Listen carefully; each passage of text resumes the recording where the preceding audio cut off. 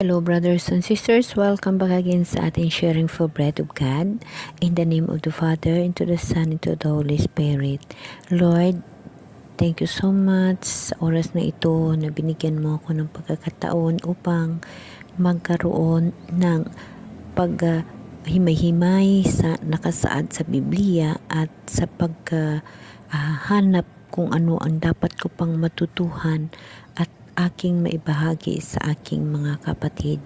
Lord, maraming salamat sa pagbigay mo sa akin ng lakas upang magbigay na pansin sa mga bagay na ito upang ako ay makapaganda sa pagsalubong sa iyo.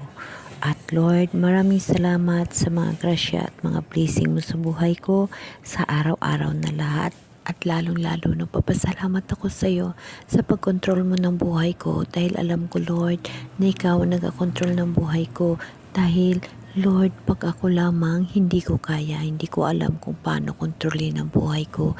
Kaya yun lahat inaasa at isinusuko ko sa iyo ang pagkontrol ng buhay ko araw-araw kahit sa anong bagay na nandito sa akin. Inaasa ko sa iyo ang pagkontrol. Tulungan mo ako Lord. Maraming salamat. Amen. Brothers and sisters, welcome back again. Today, magbabahagi ako sa inyo ng tinatawag na mga reflection natin during the time ng Pasko. Ganon din sa aking sarili, brothers and sisters, kung bakit ako ay sumuko at ako ay nag-surrender sa mahal na Diyos. Dahil na alam mo ba na pag ako lamang, hindi ko alam mag-control ng sarili ko. Kung ano-anong mga bagay ang aking mga ginagawa na walang kabuluhan. Ngunit isinusuko ko sa mahal na Diyos ang lahat. Kaya umaasa ako sa Kanya at Siya ang nagkokontrol ng buhay ko. Alam mo ba kapatid na ang pagkontrol sa buhay na ang Diyos ang magkokontrol sa buhay mo kahit ano pa ang iyong gagawin. Pag alam ng Diyos na yun ay tama na, kusa o siyang gumagawa ng mga paraan na stop ka na sa ganong bagay. Ako na ang bahala sa iyo. Dahil ibinigay at isinusuko ko sa Kanya ang lahat-lahat sa buhay ko. Ganon kapatid, pag ang Diyos ay iyong aasahan at Siya lamang ang iyong mamahalin at paglingkuran, lahat ko kontrolin ng mahal na Diyos sa buhay mo at ibibigay ang pangangailangan mo. Gamitin ka rin ng Diyos para sa kapwa mo na nangangailangan din at naghihingi din sa Kanya. Tayo kapatid ay isang instrumento na ginagamit ng Diyos sa bawat isa. Kailangan na natin ang magmahal, ang totoong pagmamahal sa kapwa natin dahil ang Diyos nandyan. Kaya kung pinapakontrol mo ang sarili mo sa mahal na Diyos, gagamitin ka ng mahal na Diyos para sa kapwa mo na Kanyang minahal din na mga piniling anak. Amen? Okay brothers and sisters, balik tayo sa topic natin for today. Ibabalikan natin ang araw ng Pasko.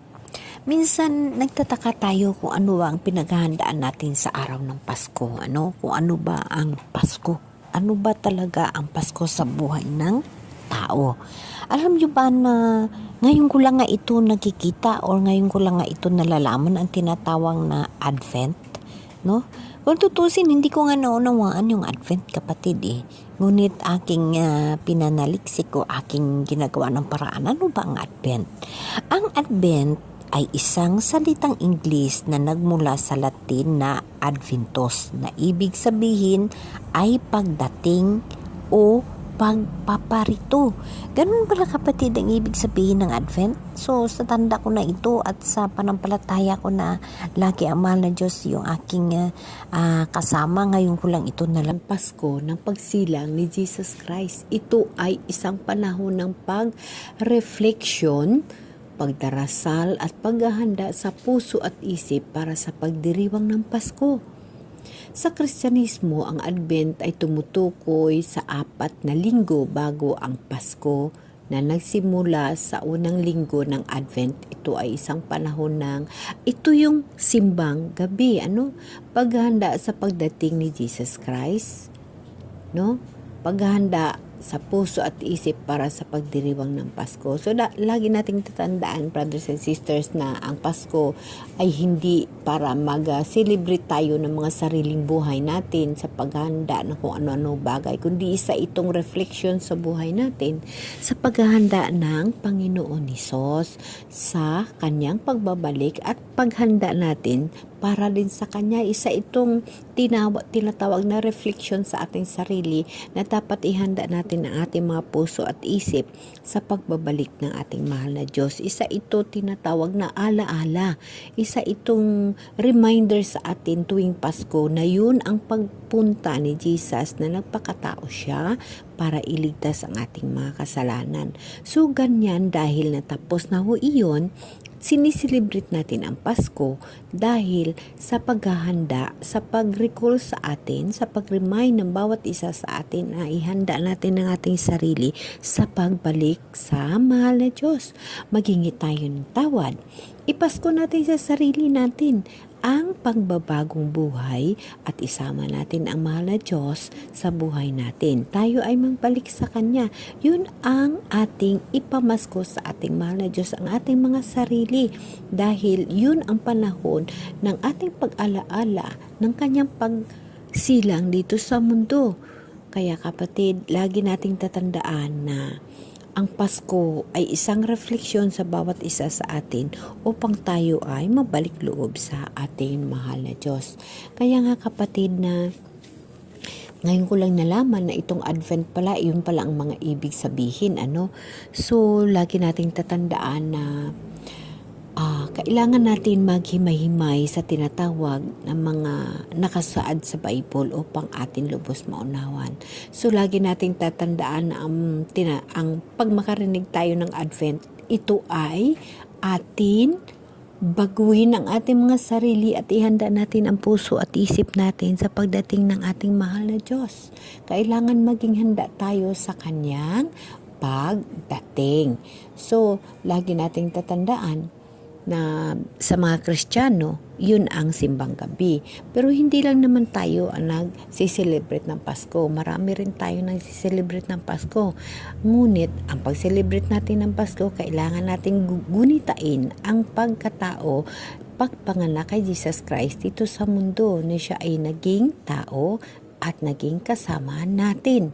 At ihanda natin ating mga sarili sa ating pagbabago upang tayo ay makasama sa mahal na Diyos sa buhay na walang hanggan na Kanyang pangako. Tuwing Pasko, sa pag-celebrate natin ang kaarawan ng ating mahal na Diyos, dahil siya ay ipinanganak sa Pasko, alalahanin din natin ang Kanyang mga pinapangako na buhay na walang hanggan. Kaya upang makamtan natin ang buhay na walang hanggan, tayo ay magbabago. I-reflect natin sa sarili natin na tuwing Pasko, kailangan natin mag-recall ng buong mga kasalanan natin at magbago at unahin na natin ang mahal na Diyos. So kapatid, lagi nating tatandaan na ang pananaliksik sa Bible ay isang bahagi ng buhay natin upang maunawaan natin ang mga bagay na nagmula sa mahal na Diyos at ang Kanyang pinapangako sa buhay na walang hanggan na atin aabutin pag tayo ay magtatagumpay. So kapatid, pag-usapan natin ang buhay na ating apostol ni Pedro, no? So, bakit ba namatay si Pedro sa krus at ang kanyang krus ay baliktad? Dahil para sa kanya, hindi siya karapat-dapat na mamatay na kagaya ni Jesus Christ. So, alalahanin din natin ang ating mga apostol, ang kanilang mga pinaghirapan during the time na kasama sila ng mahal na Diyos. I-reflect din natin yan sa ating mga sarili sa ngayong panahon na tayo ay lumalaban sa agos ng buhay, sa buhay dito sa mundo na puno ng kapaitan at kasakit. So, pangarapin natin ang buhay na walang hanggan, sa bagong buhay, sa panibagong buhay na ibibigay ng Diyos sa atin na doon.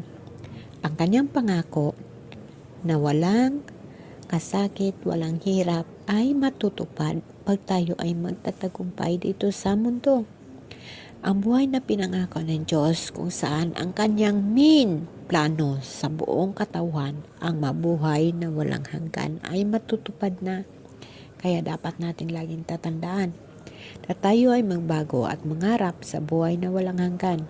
So again, ibalik natin sa buhay ni Pedro. Ayon sa tradisyon ng simbahan, si Pedro ay humingi na ipako sa cross ng pabaliktad, head downwards, dahil sa hindi siya karapat-dapat na mamatay sa parehong paraan ni Jesus Christ. Yes, totoo yon.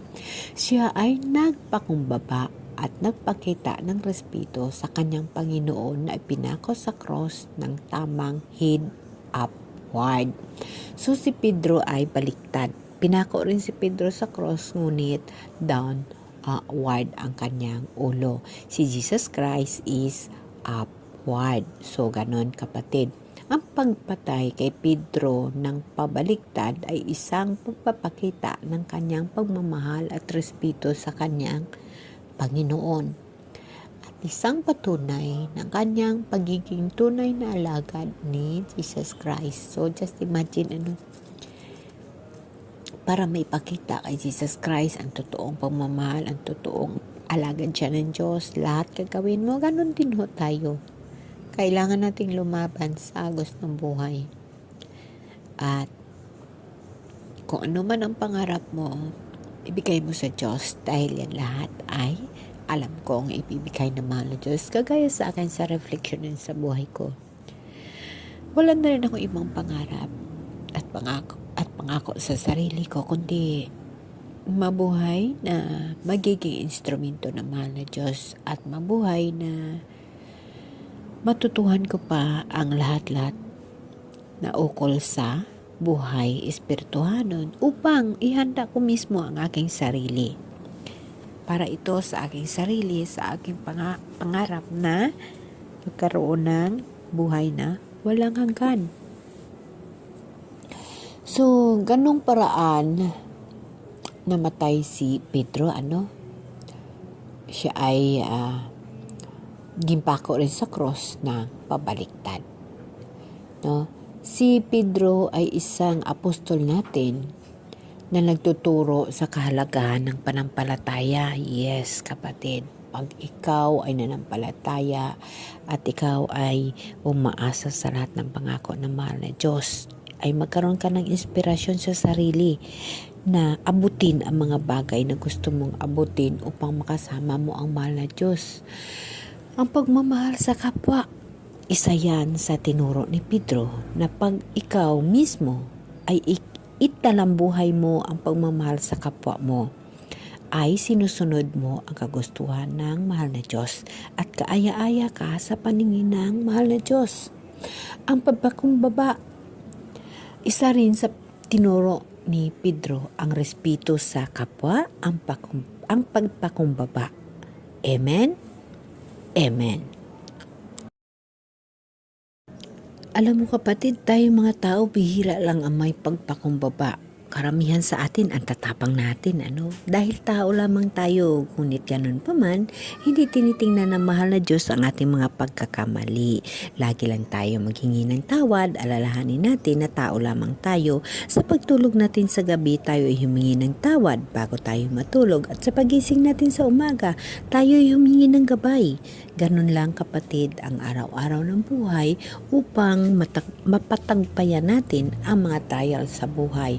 Pagtitiis, isa rin ito sa tinuro ni Pedro. Kapatid, ang pagtitiis sa buhay, siguro lahat tayo ay ang pagtitiis ay ginawa na natin. Ngunit ang mga pagtitiis na ginagawa natin, mayroong mga panumbat o mayroong mga tinatawag na mayroon tayong mga sinisisi.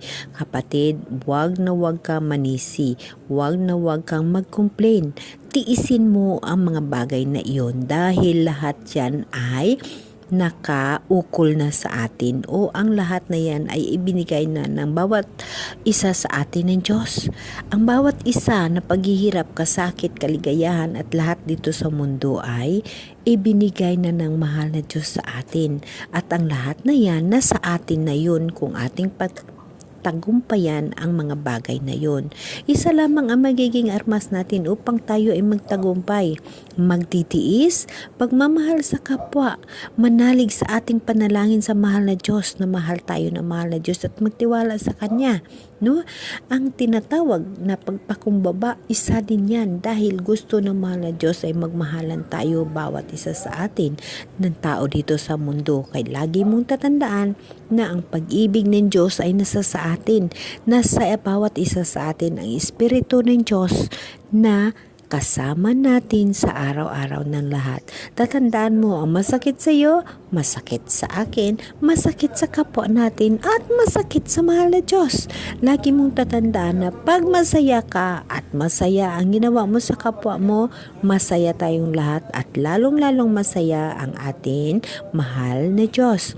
Kapatid, lagi mong tatandaan na ang Diyos ay nasa tabi mo, nasa tabi ko.